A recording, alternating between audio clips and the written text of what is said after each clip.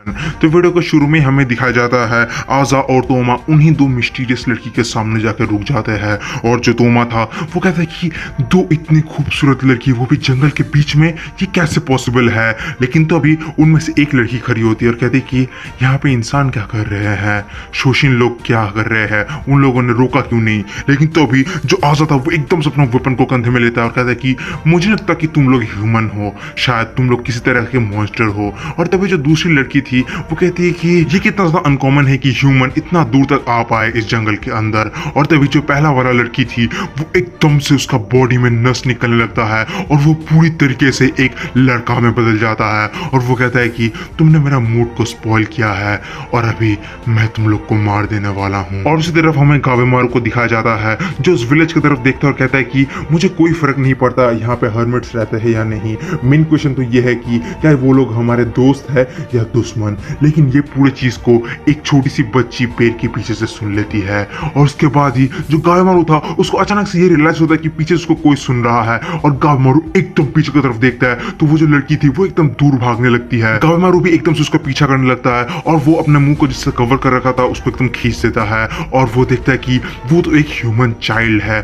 जो देखने के बाद वो एकदम शॉक्ड हो जाता है। लेकिन तभी वहां पे एक अजीब सा पेड़ जैसा क्रीचर आता है और उसके ऊपर एक वार करता है। जो यूजुरिया थी वो कहती है कि ये एक बोनसाई क्रीचर है। लेकिन तो भी जो गावेमारू था वो उसका वार को एकदम से डॉच करता है और उसको कोमर में एक जोरदार लात मारता है, उसको वहीं पे गिरा देता है। गावेमारू उस लड़की को पकड़ने के लिए उसके पीछे ही भाग जाता है और कहता है कि तुम लोग इसको संभाल लो। और उसके साथ जो सागिरी थी वो भी गावेमारू के पीछे भाग जाती है। और उसी तरफ हमें दिखाया जाता है जो यूजुरिया थी वो अपना निंजुत्सु यूज करता है, उसका पूरा बॉडी एकदम पसीना से लथपथ हो जाता है। और उसी तरफ हमें दिखाया जाता है जो गावेमारू था वो उस लड़की की तरफ जाता है और उसे कहता है कि देखो मुझे तुमसे ज्यादा कुछ नहीं पूछना, मुझे बस तुमसे इस जंगल के बारे में और भी ज्यादा जानना है। और वो उसका हाथ पकड़ता है रोकने के लिए। लेकिन तो भी वो लड़की गावेमारू को ही पलट देता है। जो गावेमारू था उसको समझ में आ गया था कि ये जो लड़की है ये कोई आम लड़की नहीं है। और फिर जो सागिरी थी वो भी उस लड़की के पीछे भागता है उसको रोकने के लिए। और तभी वो जो लड़की थी वो एकदम से रुक जाती है। और जैसी वो रुकती है सागिरी उसके करीब जाती है।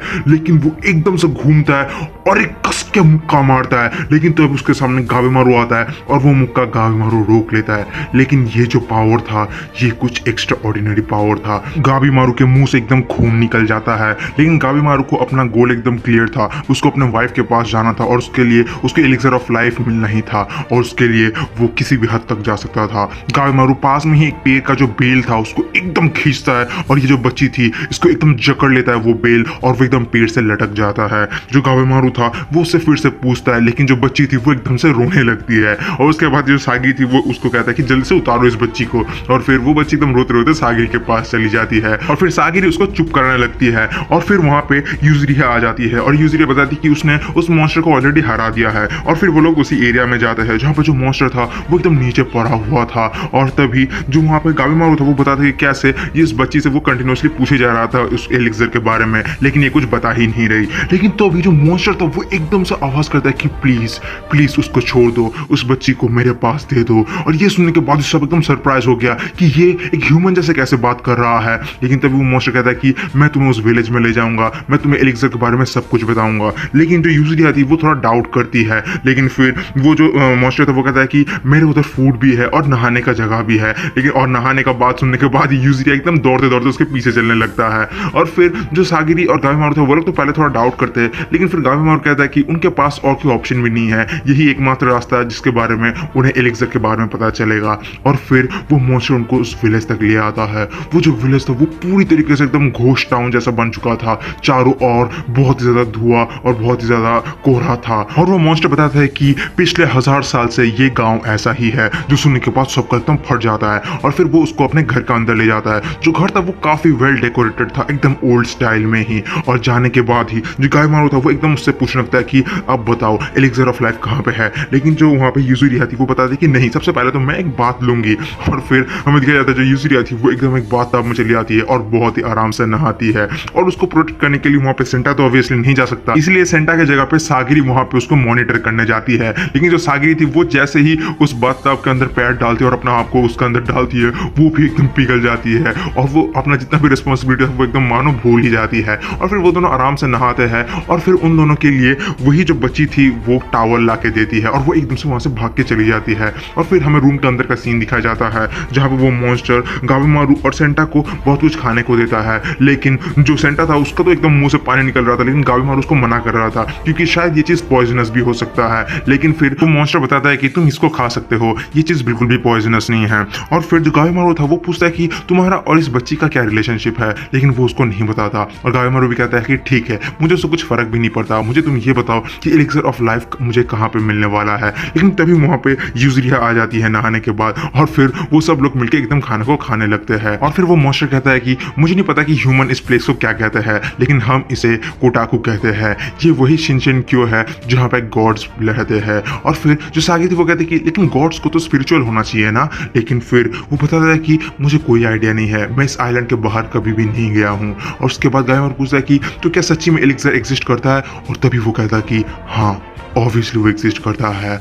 हमारे एक पुराने लेजेंड के अनुसार उस चीज़ को हम टैन कहते हैं, और वो इस जंगल के एकदम बीच में है। और फिर वो एक पूरी तरीके से मैप बनाता है जहाँ पे 3 पार्ट है, जो कि एकदम बाहर वाला पार्ट को ईत्सु कहते हैं, जो बीच वाला पार्ट है जो कि अभी वो लोग जहाँ पे है जो विलेज है उसको होजो कहते हैं, और जो एकदम मिडिल वाला पार्ट है जहाँ पे बहुत ज़्यादा कोहरा रहता है उसको होराई कहता है। और ये चीज़ वहीं पे मिलेगा तुम लोगों को। गावेमारू ये सुनने के बाद काफ़ी ज़्यादा एक्साइटेड हो जाता है, लेकिन फिर भी वो प्रूफ मांगता है। और तभी जो मॉन्स्टर था वो कहता है कि समय आने पे तुम लोग भी उनसे मिल ही जाओगे। उनका नाम है टेंसेन, और वो लोग कभी भी नहीं मरते, वो लोग कभी भी एज नहीं करते, वो लोग काफी ज्यादा ब्यूटीफुल और एकदम परफेक्ट बीइंग होते हैं, तुम उनको कभी भी नहीं हरा सकते। और उसी तरफ हमें आसा और तोमा को दिखाया जाता है। जो आसा था उसने उसको बीच से काट दिया होता है, लेकिन वो फिर से एकदम परफेक्ट शेप में वापस आ जाता है। और फिर वो आजा को वेपन को सिर्फ टच करके ही बीच से तोड़ देता है।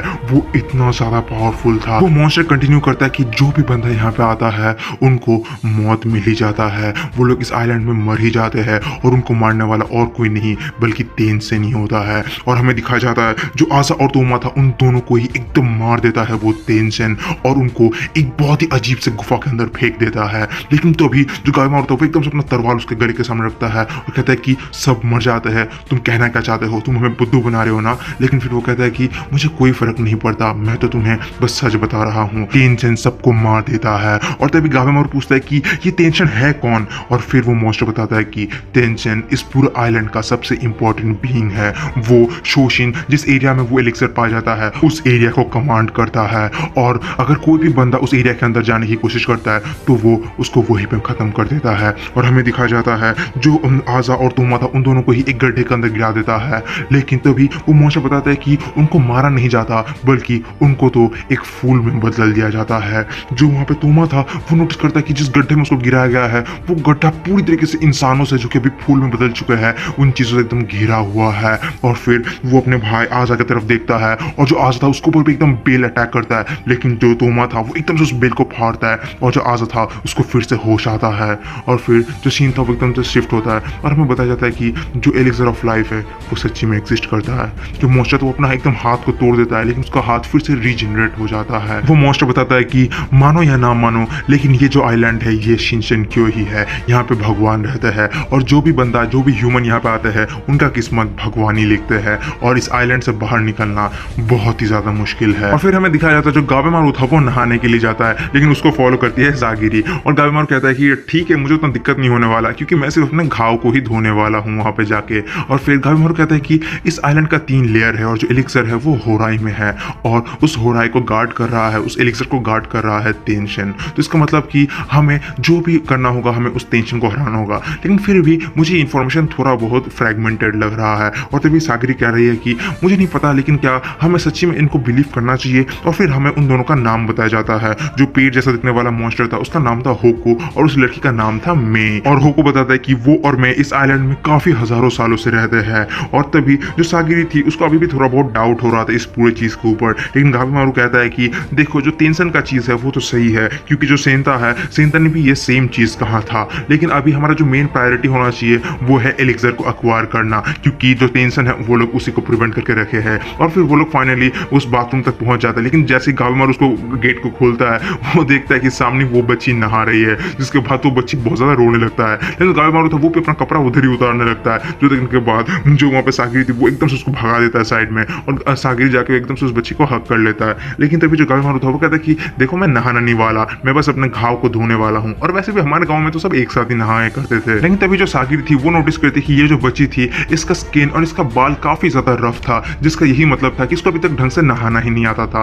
और फिर सागिरी डिसाइड करती है कि वो उसको स्क्रब कर देगी और उसको एकदम अच्छी तरीके से नहला देगी, और फिर वो वही करती है। और उसी तरफ जो गावेमारू था वो भी अपने घाव को एकदम धोने लगता है, और फिर जो वहाँ पे सागिरी थी वो एकदम से उसको पूरी तरीके से अच्छी तरीके से नहला देती है उस बच्ची को। और उसी तरफ जो गावेमारू था वो नहाते नहाते अपने वाइफ के बारे में सोचता है। वो सोचता है कि कैसे उसका वाइफ भी उसको ऐसे स्क्रब कर देती थी और उसके जितने भी घाव थे उसको धो देती थी। और वो ये याद करता है कि उसका जो वाइफ थी वो पहले पहले अपना जो वुंड था, अपना जो मार्क्स था जो कि आंखों के ऊपर था, उसको कितना ज्यादा लेके कंसर्न फील करती थी। लेकिन असल में वो और भी ज्यादा खूबसूरत लगती थी उस चीज को लेके। और गावेमारू भी उसको काफी ज्यादा मोटिवेट करता था कि तुम अपने आप को और भी ज्यादा एम्ब्रेस करो, तुम अपने इस घाव को मत छुपाओ। और फिर सीन प्रेजेंट में आता है और हमें दिखाया जाता है जो गावेमारू और मेई था दोनों का ही नहाना कंप्लीट हो जाता है। और फिर गावेमारू मेई से कहता है कि अगर तुम अपने किसी भी स्कार की वजह से एम्बेरेस्ड फील कर रहे हो तो वैसा बिल्कुल भी फील मत करो। मैं एक वुमेन को जानता हूँ जिसका स्कार तुमसे भी बड़ा है, लेकिन उससे ज्यादा खूबसूरत लड़की मैंने आज तक नहीं देखा। और वो असल में अपने वाइफ के बारे में ही बता रहा था। गावेमारू बताता है कि अपीयरेंस बिल्कुल भी मैटर नहीं करता। और ये सब सुनने के बाद जो सागिरी और मेई थे वो लोग काफी ज्यादा सरप्राइज हो जाते हैं। और फिर जो गावेमारू था वो बाहर चलने लगता है और उनके पीछे पीछे मेई और उन सागिरी भी चलती है। सागिरी रियलाइज करती है कि जो गावेमारू है वो बैड पर्सन तो बिल्कुल भी नहीं है, शायद वो अभी एक अच्छे पर्सन में ट्रांजिशन लेना चालू कर दिया है। और उसी तरफ जो गावेमारू था वो अपने वाइफ के बारे में सोचता है और कहता है कि मुझे अपना मेन लक्ष्य नहीं भूलना चाहिए, शायद मैं आज कुछ ज्यादा ही रिलैक्स हो गया था। तो कैसे आज का जो एपिसोड था वो इतना तक ही था। तो मिलते अगले एपिसोड में, till then bye bye, stay safe.